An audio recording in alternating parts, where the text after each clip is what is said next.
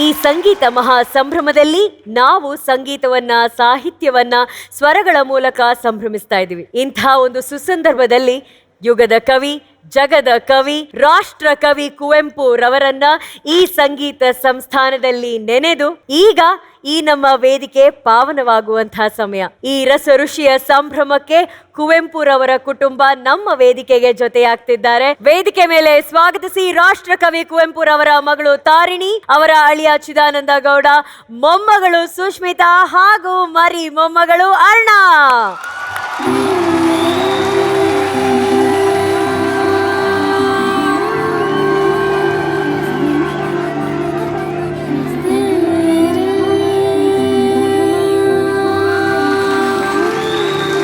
ಮಹಾಗುರುಗಳೇ, ರಾಷ್ಟ್ರಕವಿ ಕುವೆಂಪುರವರ ಕುಟುಂಬ ಇವತ್ತು ಈ ಮಹಾವೇದಿಕೆಯನ್ನ ಅಲಂಕರಿಸಿದೆ. ಈ ಸಂದರ್ಭದಲ್ಲಿ ಏನ್ ಹೇಳಕ್ ಇಷ್ಟಪಡ್ತೀರಾ? ಇಡೀ ಕನ್ನಡ ನಾಡಿನ ಸಾರಸತ್ವ ಲೋಕ, ಅದರ ಬೆಳಕು ಕುವೆಂಪು. ಪಂಪನನ್ನು ನೆನೆದ ಈ ಕನ್ನಡ ನಾಡು ಬಸವನಿಂದ ಮತ್ತು ಕುವೆಂಪುವಿಂದ ಧನ್ಯವಾಯಿತು ಅಂತ ಜಗತ್ತು ಹೇಳ್ತಿದೆ. ಕುವೆಂಪು ಎದುರುಗಡೆಗೆ ಈ ವೇದಿಕೆ ತುಂಬಾ ಪುಟ್ಟ ವೇದಿಕೆ. ಇದು ಇಂಥ ಪುಟ್ಟ ವೇದಿಕೆಗೆ ಅಂತ ಪುಟ್ಟಪ್ಪನ ಕುಟುಂಬ ಬಂದಿದೆಯಲ್ಲ, ಅದು ತುಂಬಾ ತುಂಬಾ ಸಂತೋಷದ ವಿಷಯ. ನಿಮ್ಮ ಜೊತೆಯಲ್ಲಿ ಇವತ್ತು ಕೆಲವು ಕ್ಷಣ ಕಳೆಯೋದು ಕನ್ನಡ ನಾಡಿನ ಭಾಗ್ಯ. ಸಂಗೀತದ ಸರಿಗಮಪ್ಪ ಪುಟ್ಟ ವೇದಿಕೆಗೆ ಪುಟ್ಟಪ್ಪನವರ ಕುಟುಂಬ ಇಲ್ಲಿ ಬಂದಿರೋದ್ರಿಂದ ಅವರಿಗೆ ದೊಡ್ಡ ಚಿನ್ನದ ಮಳೆಯ ಸ್ವಾಗತ.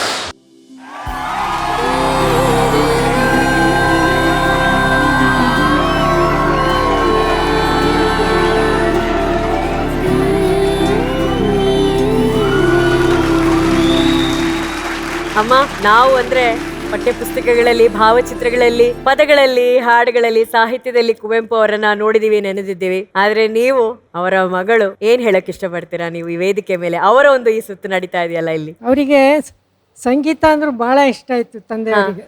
ಅವರು ಹಾಡೋದು ಭಾವಗೀತೆಗಳನ್ನೆಲ್ಲ ಕೇಳಿಸ್ಕೊತಾ ಇದ್ರು. ಇದ್ರ ಸಿನಿಮಾದಲ್ಲಿ ಬಂದಿರುವ ದೋಣಿ ಸಾಗಲಿ ಮುಂದೆ ಹೋಗಲಿ, ಅದು ಇವತ್ತಿಗೂ ನಮ್ಮ ಮನೆಯಲ್ಲಿ ಗ್ರಾಮ್ಫೋನ್ ರೆಕಾರ್ಡ್ ಇದೆ, ಅದು ಇಟ್ಕೊಂಡಿದ್ದಾರೆ ಅವರು. ಅದನ್ನು ಕೇಳ್ಕೊತಾ ಇದ್ರು ಎಷ್ಟೋ ಸಾರಿ. ಹಾಗೇನೇನೆ ಅವರು ವಾದ್ಯ ಸಂಗೀತನೂ ತುಂಬಾ ಇಷ್ಟಪಡ್ತಿದ್ರು.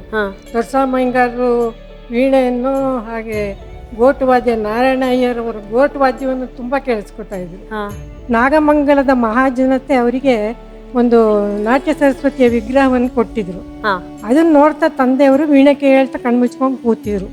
ಅವರು ಅವಾಗ ಈ ನರ್ತಿಸುತ್ತಾಯೆ ಅಜಜಾಯೆ ಅನ್ನೋ ಒಂದು ಪದ್ಯನ ಗುನುಕ್ತಾ ಇದ್ರು. ನರ್ತಿಸುತ್ತಾಯೆ ಅಜಜಾಯೆ ಮಮ ಮಸ್ತಕ ನೀರೇಜದಲ್ಲಿ ಅಂತ ಅವ್ರ ಬಾಯಲ್ಲಿ ಬರ್ತಾ ಇತ್ತು. ಹಾಗೇನೆ ಅವರು ಊಟಕ್ಕೆ ಬನ್ನಿ ಅಂತ ಕರೆದಾಗ ಅವರ ಸ್ಟಡಿ ರೂಮಿಗೆ ಹೋಗಿ ಕೂತ್ಕೊಂಡು ತುಂಬಾ ಹೊತ್ತು ಬಹುಶಃ ಅದನ್ನು ಬರೆದು ಬಂದರು ಅಂತ ಕಾಣುತ್ತೆ ಆ ಪದ್ಯ. ಅದನ್ನ ಎಷ್ಟೋ ಜನ ಗಾಯಕರು ಎಲ್ಲ ಹಾಡ್ತಾರೆ, ಕೇಳಿದ್ದೀನಿ. ಅದು ಹೇಗೆ ಬಂತು ಅಂದ್ರೆ ಅವ್ರು ಹಾಡೆಲ್ಲ ಕೇಳಿದಾಗೆಲ್ಲ ನನಗೆ ಅದೇ ನೆನಪಾಗುತ್ತೆ. ಅವ್ರು ಊಟಕ್ಕೆ ಬಂದಾಗ ಅದನ್ನ ಕೂತ್ಕೊಂಡು ಪೂರ್ತಿ ಅವ್ರು ಹೇಳಿದ್ರು ನಮ್ಮ ಮುಂದೆ.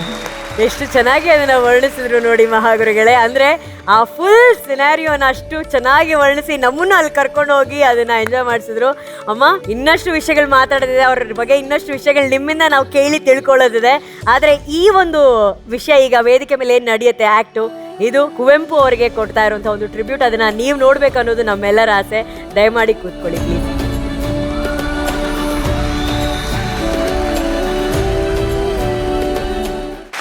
ನಮ್ಮ ಪುಟಾಣಿಗಳಿಗೆ ಒಂದು ಚಪ್ಪಾಳೆ ಬರಬೇಕಪ್ಪ. ಮಹಾಗುರುಗಳೇ, ರಾಷ್ಟ್ರಕವಿ ಕುವೆಂಪು ಅವರ ಪಾತ್ರಗಳು, ಅಂದರೆ ಅವರು ಸೃಷ್ಟಿ ಮಾಡಿದಂಥ ಎಷ್ಟೋ ಪಾತ್ರಗಳು ಈ ವೇದಿಕೆ ಮೇಲೆ ಬಂದು ಕಡೆಯದಾಗಿ ಕುವೆಂಪು ಅವರ ಒಂದು ಪುಟ್ಟ ಪಾತ್ರವನ್ನು ಈ ಪುಟ್ಟ ವೇದಿಕೆ ಮೇಲೆ ತಗೊಂಡ್ಬಂದಿರುವಂಥ ಈ ಮಕ್ಕಳ ಪರ್ಫಾರ್ಮೆನ್ಸ್ ನಿಮ್ಗೆ ಹೇಗೆ ಅನಿಸ್ತು? ಮೊದಲು ಈ ಕಲ್ಪನೆಯನ್ನು ಯಾರು ರೂಪಿಸಿದ್ರೋ ಅವ್ರಿಗೊಂದು ದೊಡ್ಡ ಅಭಿನಂದನೆ. ಜಗತ್ತನ್ನು ಕುವೆಂಪು ಅಕ್ಷರದಲ್ಲಿ ಹಿಡಿದಿಟ್ರು. ಅವರನ್ನು ಈ ವೇದಿಕೆಯಲ್ಲಿ ಹಿಡಿಯೋದಿದೆಯಲ್ಲ, ಭಾಳ ದೊಡ್ಡ ಕೆಲಸ. ಅದು ಬಹಳ ಸೊಗಸಾಗಿ ಮಾಡಿದ್ದೀರಿ. ಮುಖ್ಯವಾಗಿ ಮಕ್ಕಳು ಆ ಪಾತ್ರಗಳನ್ನು ವಹಿಸಿದ್ರಿಂದ ಅದು ಒಂದೊಂದು ಪಾತ್ರ ಒಂದೊಂದು ಬೃಹತ್ ಗ್ರಂಥದ ಥರ ಕಾಣಿಸ್ತಾ ಇದೆ ನನಗಿಲ್ಲಿ. ಕುವೆಂಪು ಅವರ ದರ್ಶನ ಇದೆಯಲ್ಲ, ಅದು ದಿವ್ಯ ದರ್ಶನ. ಅದು ಕವಿಗೆ ದಿವ್ಯ ದರ್ಶನವಾದಾಗಲೇ ಆತ ಮಹಾಕವಿ ಆಗೋದು, ಆತನಿಂದ ಮಹಾಕಾವ್ಯ ಸೃಷ್ಟಿಯಾಗೋದು. ಒಂದು ಕಡೆ ಭಾರತೀಯ ದಿವ್ಯ ಜ್ಞಾನ ಪರಂಪರೆ, ಆ ಪರಂಪರೆ ಎದುರುಗಡೆ ವಿಶ್ವಮಾನವೀಯ ಸುಜ್ಞಾನ ಪರಂಪರೆಯೊಂದು ನಮಗೆ ಜನ್ಮ ತಾಳ್ತು. ಅದು ಕುವೆಂಪು ಅವರ ಮುಖಾಂತರದಿಂದ. ಭಾರತೀಯ ಜ್ಞಾನ ಪರಂಪರೆಗೆ ಸವಾಲುಗಳಿರಲಿಲ್ಲ, ಪ್ರಶ್ನೆಗಳು ಯಾರು ಎತ್ತುವವರಿರಲಿಲ್ಲ. ಅಲ್ಲಿದ್ದ ಗೊಂದಲ ಮಮ್ಮಲಗಳು ಯಾರಿಗೂ ಕಾಣ್ತಿರ್ಲಿಲ್ಲ, ಕಂಡ್ರು ಯಾರು ಹೇಳ್ತಿರ್ಲಿಲ್ಲ, ಸಹಿಸ್ಕೊಂಡು ಬದುಕ್ತಿದ್ರು. ಅಂತ ಭಾರತೀಯ ಜ್ಞಾನ ಪರಂಪರೆ ಎದುರುಗಡೆ ಪ್ರಶ್ನೆಗಳನ್ನು ಮುಂದಿಟ್ಟವರು ಬುದ್ಧ ಮತ್ತು ಬಸವ ಮತ್ತು ಕುವೆಂಪು. ಈ ಕುವೆಂಪು ಅವರು ಪ್ರಶ್ನಿಸಿದ ಎಲ್ಲ ಪ್ರಶ್ನೆಗಳಿಗೆ ಅವರೇ ಪರಿಹಾರ ಕೊಟ್ಟರು, ಅವರೇ ಉತ್ತರ ಕೊಟ್ಟರು, ಅವರೇ ಮುಂದಿನ ದಾರಿ ತೋರಿಸ್ಕೊಟ್ರು.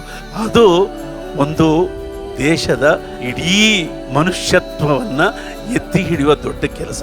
ಅದು ಕುವೆಂಪು ಅವರು ಮಾಡಿದ್ದಾರೆ. ಅವರು ಎಂದೂ ಭಾಷಣ ಮಾಡಿದವರಲ್ಲ, ಅವರು ಬದುಕಿ ಬರೆದು ಬದುಕಲು ತೋರಿಸಿದವರು, ಬದುಕಿ ಬರೆದು ಬದುಕಲು ತೋರಿಸಿದವರು ಅವರೇ ಕುವೆಂಪು.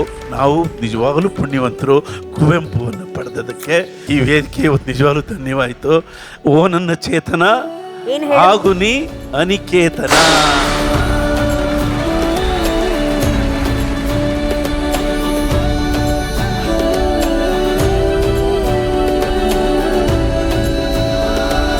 ಸರ್, ನಾವು ಎಷ್ಟು ಸಂತೋಷ ಪಡ್ತಿದ್ದೀವಿ ಅಂದರೆ ಆನಂದ ಬಾಷ್ಪಗಳಿಂದ ನಲಿದಾಡ್ತಾ ಇದೀವಿ. ನಾವು ನಿಮ್ಮ ಬಾಯಿಂದ ಈ ಪಾತ್ರಗಳ ಬಗ್ಗೆ ಒಂದೆರಡು ಮಾತು ಕೇಳೋದಕ್ಕೆ ನಾವು ಇಷ್ಟಪಡ್ತೀವಿ. ಕುವೆಂಪು ಅವರು ತಮ್ಮ ಕೊನೆಯ 10 ವರ್ಷಗಳ ಕಾಲದಲ್ಲಿ ಯಾವಾಗಲೂ ಅವರನ್ನು ನೋಡಲು ಬಂದವರಿಗೆಲ್ಲ ಹೇಳ್ತಾ ಇದ್ರು, ನೀವೆಲ್ಲ ನಾನು 9 ವರ್ಷಗಳ ಬರೆದ ರಾಮಾಯಣ ದರ್ಶನವನ್ನು ಮರೆತರೂ ಪರವಾಗಿಲ್ಲ, ಆದರೆ ಈ ನಾನು ಕೊಡ್ತಿರುವಂಥ ಈ ವಿಶ್ವಮಾನವ ಸಂದೇಶವನ್ನು ನೀವು ಯಾರೂ ಮರೆಯಬಾರ್ದು. ವಿಶ್ವದಲ್ಲಿ ಶಾಂತಿ ನೆಲೆಸಬೇಕು, ಸಂತೋಷ ನೆಲೆಸಬೇಕು, ಎಲ್ಲರೂ ಅಣ್ಣ ತಮ್ಮಂದಿರಂತೆ ಅಕ್ಕ ತಂಗಿಯರಂತೆ ಇರಬೇಕು ಅಂತಾದರೆ ನಮ್ಮ ಮನುಕುಲ ಈ ವಿಶ್ವಮಾನವ ಸಂದೇಶವನ್ನು ಬರೀ ಓದುವುದು ಮಾತ್ರವಲ್ಲ, ಅನುಸರಿಸಿಕೊಂಡು ಕೂಡ ಬರಬೇಕು ಅಂತ ಹೇಳಿ ಆ ಒಂದು ವಿಶ್ವಮಾನವ ಸಂದೇಶದ ಒಂದು ಸಣ್ಣ ಪ್ರತಿಯನ್ನು ಬಂದ ಪ್ರತಿಯೊಬ್ಬರಿಗೂ ಕೂಡ ಕೊಡ್ತಾ ಇದ್ದರು.